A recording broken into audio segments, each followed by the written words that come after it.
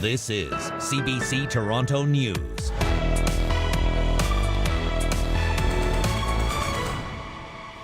Good evening, I'm Mike Wise. Protesters rolled up to Tim Hortons locations across the province today, calling on franchise owners to reverse cuts to employee benefits. More than 100 people targeting one location in Cobourg in particular. It's where CBC News first told you of its owners' plans to claw back benefits after the minimum wage increase. We're here to support the Tim Horton workers. We got a nice raise that was supposed to be helping people who were suffering and couldn't feed their families. I'd like them to give their benefits back, let them keep their tips, and let them have paid breaks. There's no reason to cut all of that, absolutely no reason whatsoever.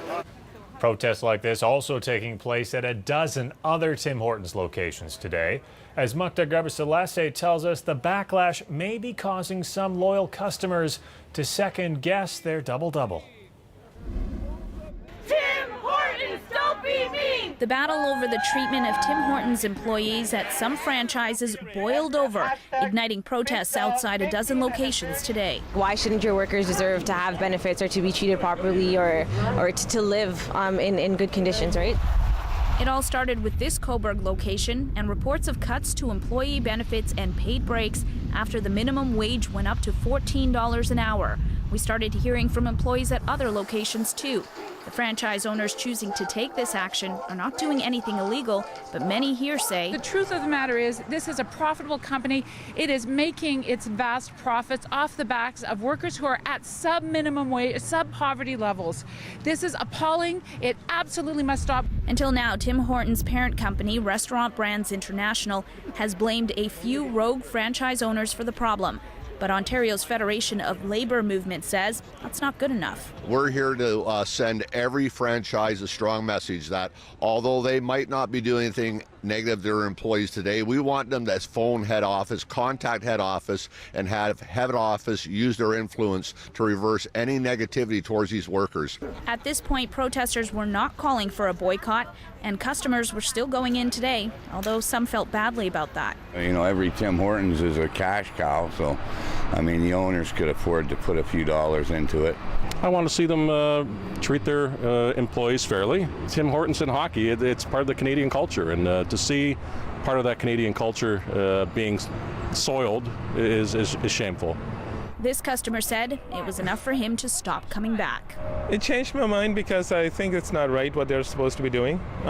So they should be treating their workers properly. They should not be cutting their benefits.